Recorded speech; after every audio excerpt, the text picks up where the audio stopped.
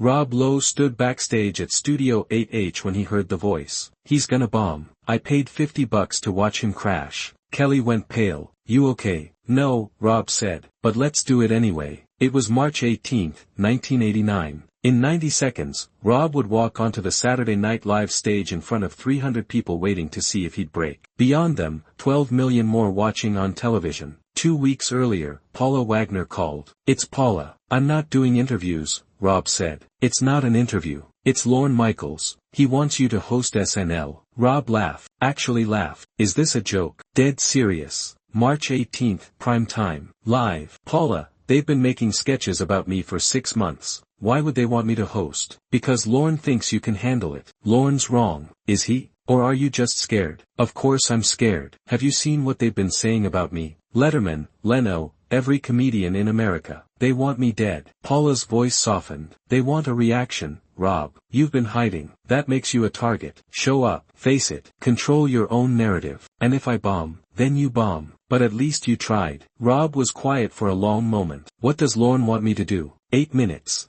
Opening monologue. No censors. No network notes. Just you and the truth. 8 minutes to what? Apologize? 8 minutes to be human. Look, every person watching has made mistakes. Most just didn't have cameras there. Show them you're more than the worst thing you've done. What if I'm not? You are. I've known you 10 years, Rob. You're a good person who made a terrible choice. Let people see that. How? By showing up. By not running. By standing on that stage and telling them the truth. Rob looked at the television. Letterman was still going. I'll think about it, Rob said. Rob hung up and stared at the television. Letterman was doing a top 10 list. Top 10 Rob Lowe excuses. The audience was howling. 3 days later, Rob called Paula back. Tell Lorne I'll do it. You're sure? No, but I'm doing it anyway. Paula exhaled. Okay, start writing. You've got 2 weeks. Rob spent the next 13 days trying to write a monologue that didn't sound like he was making excuses. By version 12, his friend Emilio Estevez showed up. How's it going? Emilio asked. It's not. Emilio looked at the papers. 16. Read me one. They're all terrible. Read me one anyway. Okay. Version 12. I know you're all wondering why I'm here tonight. Stop, Emilio said. You sound like you're giving a deposition. What am I supposed to sound like? Like you. Not Rob Lowe the movie star. Rob, my friend who's sitting here terrified and doesn't know how to fix what he broke. I can't do that on national television. Yes you do. You just did it. Right now. With me. So make them your friends. For 8 minutes. Talk to them like they're sitting in this kitchen. Tell them what you told me last week. What did I tell you? That you wake up every morning ashamed. That you wish you could take it back. That you don't know how to move forward but you're trying. That's not funny enough for SNL. Who says it has to be funny? It's a comedy show, Em. It's a live show. And sometimes the bravest thing you can do on live television is just tell the truth. What if they hate me? Then they hate you. But at least you were honest. You're hiding behind 17 versions of a speech. Just write what you feel, not what you think they want to hear. After Emilio left, Rob threw out all 16 versions and wrote something new. Simple, honest, terrifying. Version 17.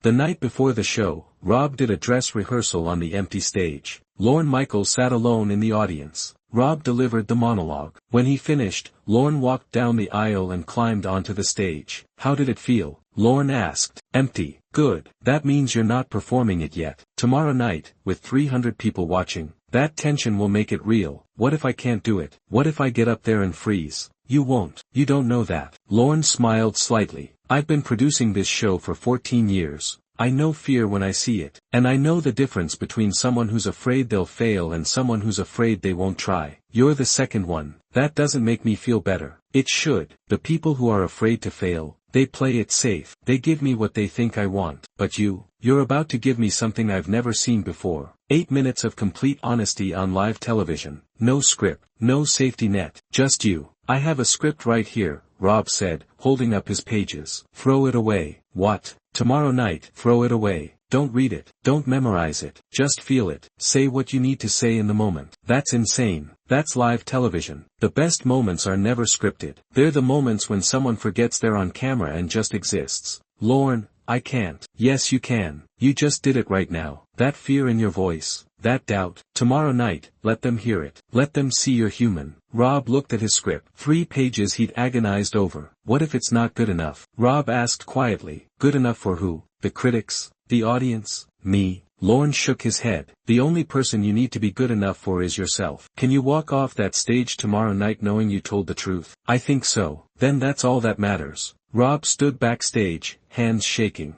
Man, that opening, that took guts, Dana said. Phil Hartman joined them. You set a new standard tonight. That wasn't hosting. That was therapy on live television. Last chance to run, Lorne said. I'm not running. I know. Don Pardo's voice boomed through the speakers. Live from New York, it's Saturday night. The cold open finished. The band started playing. And then Rob heard his name. Ladies and gentlemen, Rob Lowe. He walked through the curtain. The lights hit him. The applause started, but it was scattered, uncertain. And then from the back of the studio, that voice again. Pervert. The word cut through everything. The applause died. 300 people went silent. Rob could see the cameras, all pointed at him. 12 million people watching to see what he'd do. He had two choices. Walk off or face it. Rob walked to the microphone. Thank you for that warm reception, he said. And thank you to that guy in the back for reminding me why I'm here. Nervous laughter rippled through the audience. I know what you're thinking, Rob continued. What's Rob Lowe doing on Saturday Night Live? Shouldn't he be hiding somewhere? The laughter got a little stronger. Well, I tried that. 6 months in my house. Watched every comedian make jokes about me. Watched Letterman do a top 10 list at my expense. Watched Jay Leno build a career on my mistakes. Real laughter now. They were listening. And you know what I realized? Hiding doesn't work. Because what you're hiding from is yourself. The studio went quiet. The focused kind of quiet. Rob could feel it. 300 people actually listening. I made a mistake. A huge, public, humiliating mistake. And I can stand here and make excuses, or I can tell you the truth. He paused, looked around the audience. Some people were nodding. Some had tears in their eyes. The truth is,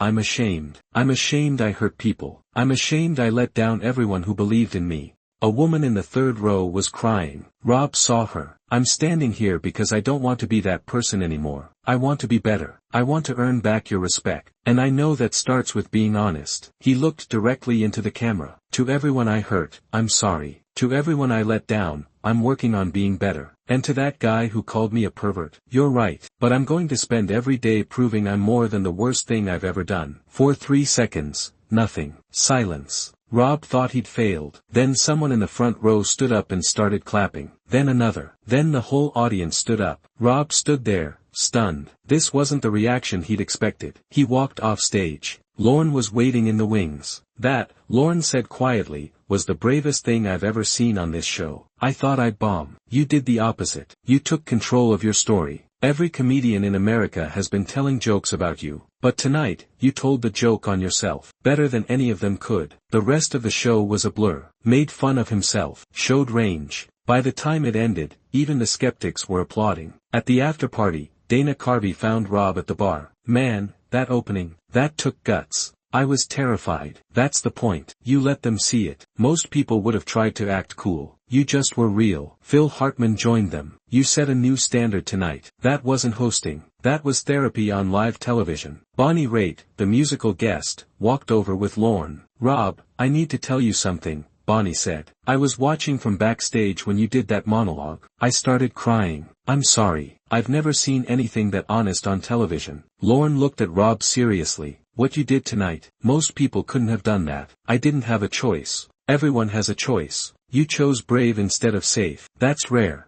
The next morning, Rob woke up to his phone ringing at 6 a.m. Have you seen the papers? Paula asked. I just woke up. Turn on your TV. Right now. Rob turned on the television. Good Morning America was showing his monologue. Every single paper is praising you, Paula continued. The Times called it the most honest 8 minutes in television history. The Post said you redeemed yourself in real time. USA Today's headline is Rob Lowe stages comeback on SNL. All of them, 90%. There are a couple critics who said you were too self-pitying, but they're in the minority. Rob, this is huge. What about the ratings? Highest SNL ratings in 2 years. Lorne's thrilled. Rob sat on the edge of his bed, trying to process. I thought I'd bomb. You did the opposite. You made people care about you again. Not Rob Lowe the actor. Rob Lowe the person. What happens now? Now, your phone's going to ring non-stop. Movie offers. Interview requests. Magazine covers. The narrative just shifted. I don't know if I'm ready for that. You better get ready. Because America just decided to give you a second chance. Rob looked at the TV. The Today Show was doing a segment about public apologies. Paula, yeah, thank you for pushing me to do this. I didn't push you. You did it yourself. I just handed you the phone. But the call that mattered came Tuesday afternoon. Rob was sitting in his living room when the phone rang. I watched the show, his mother Barbara said. Her voice was thick with emotion. What did you think? Silence for a moment. Then, I think you finally became the man I raised you to be. Mom, let me finish. Not the movie star. Not the Brat Pack heartthrob. The man who takes responsibility for his actions. The man who doesn't run when things get hard. The man I always knew you could be. Rob felt tears in his eyes. I was so scared. I know, but you did it anyway. That's what courage is, Rob. It's not being unafraid. It's being terrified and doing it anyway. Did I do okay? You did more than okay. You made me proud. And trust me, after 6 months of watching you hide in that house, I needed to be proud of you again. Thanks, Mom. Don't thank me. You did the work. You faced the shame. You owned your mistake. That's all anyone can ask. Rob hung up and cried. For the first time in 6 months, they were good tears. 2 weeks later, Rob was having lunch with Tom Cruise in Beverly Hills. Tom had called him out of nowhere. I saw what you did on SNL, Tom said. Yeah, that took more courage than anything I've done in my career. Rob laughed. You hang off buildings in movies, Tom. That's not courage. That's stunt work. I've got wires and safety harnesses. You walked onto that stage with nothing. No safety net. No script to hide behind. Just you and your shame in front of 12 million people. I didn't feel courageous. I felt terrified. That's what courage is. Doing the thing that terrifies you. You know the hardest part of fame? Admitting you're human. We spend so much time being perfect, maintaining the image, never showing weakness. I didn't have a choice. The image was already destroyed, so you built a new one. An honest one. That's what people responded to. They saw you weren't hiding anymore. I couldn't hide. There was nowhere left to go. Tom leaned forward. Let me tell you something. I've watched every major star in Hollywood deal with scandal. Most of them lawyer up, issue statements, disappear for a year, come back pretending it never happened. And none of them did what you did. You faced it head on. You walked toward the fire instead of away from it. People respect that. I didn't know if it would work. That's the point. You didn't know, but you did it anyway. 6 months later, Rob ran into Lorne at the Emmys. They were both waiting for drinks at the bar. How's it going? Lorne asked. Better, really better. I'm working again. Actually working, not just getting pity offers. You earned it. Maybe. I don't know. Rob paused. Can I ask you something? Sure. When you were on that stage and that guy called you a pervert, what made you stay? Rob thought about it, took a sip of his drink. I realized I had a choice. I could let that moment define me, or I could define myself. I was tired of letting other people write my story. That's the lesson, Lorne said. The one most people never learn. You can't control what people think, but you can control who you are. That night, you showed everyone who you really are. Not the guy who made a mistake. The guy who had the guts to own it. There's a difference. Is there? Yes. Everyone makes mistakes. Not everyone has the courage to stand in front of a hostile audience and say, I was wrong and I'm sorry. That takes character. Rob nodded. Thanks for giving me the chance. I didn't give you anything. You did it yourself. I just provided the microphone. Years later, in 2018, Rob was interviewed by The Hollywood Reporter. That night changed my life, Rob said. Not because it revived my career. Because it taught me the only way through shame is straight through it. You can't go around it. You have to walk directly into it. Do you think about it often? Every day. Because it reminds me we're all one mistake away from losing everything. But we're also one honest moment away from getting it back. What would you say to the Rob Lowe of 1989? Rob smiled. I'd say it's going to be okay. Not right away, but eventually. Because you're about to do the hardest thing you've ever done. And on the other side of that fear is the rest of your life. When the interview aired, it went viral. Millions watched it. They saw someone who'd owned his mistake and rebuilt. In 1999, Rob returned to SNL to host again. 10 years after that first appearance, he stood backstage in the same hallway where he'd heard that voice calling him a pervert. Lorne met him there. How does it feel? Lorne asked. Like coming home. But different. How so? 10 years ago I was here to save my career. Tonight I'm just here to have fun. You know what that means. What? You're not afraid anymore. Should I be? Lorne smiled. No, because 10 years ago you did the hardest thing you'll ever do on this stage. You told the truth when lying would have been easier. You owned your mistakes when denying them was an option. Everything after that, easy. It didn't feel easy at the time. Of course not. But you did it. And because you did it then, you get to enjoy this now. When Don Pardo announced his name, Rob walked onto that stage with a real smile. The audience gave him a standing ovation before he even spoke. "Thank you," Rob said, his voice cracking slightly. "You know, 10 years ago I stood on this stage scared out of my mind. I didn't know if you'd accept me. I didn't know if I deserved to be here. But you gave me something I'll never forget." He paused, looking around the audience. "You gave me a second chance. Not because I earned it, but because you decided I was worth one. And I've spent every day since trying to be worthy of that gift." After the show, Rob found Lorne backstage. "Thank you," Rob said, "for everything, for believing in me, for giving me that chance." Lorne smiled. "I didn't give you anything. You saved yourself. I just gave you the microphone. That was enough." "No," Lorne said. "What you did with it was enough. That's all anyone can ask. Show up, tell the truth, see what happens."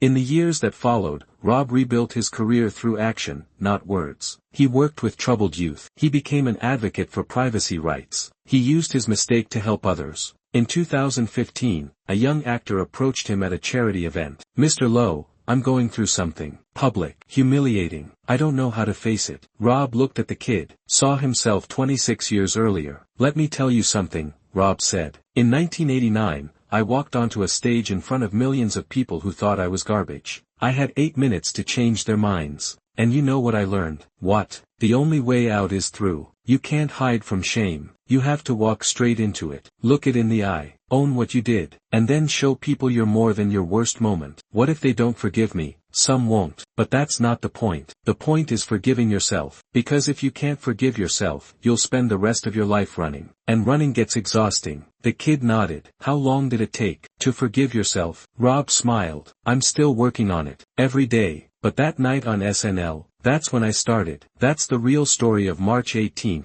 1989. Not the scandal. Not the comeback. The moment Rob Lowe walked onto a stage terrified and ashamed and chose to tell the truth instead of hiding from it. And in doing so, he taught everyone watching that you don't need the world to forgive you. You just need the courage to forgive yourself.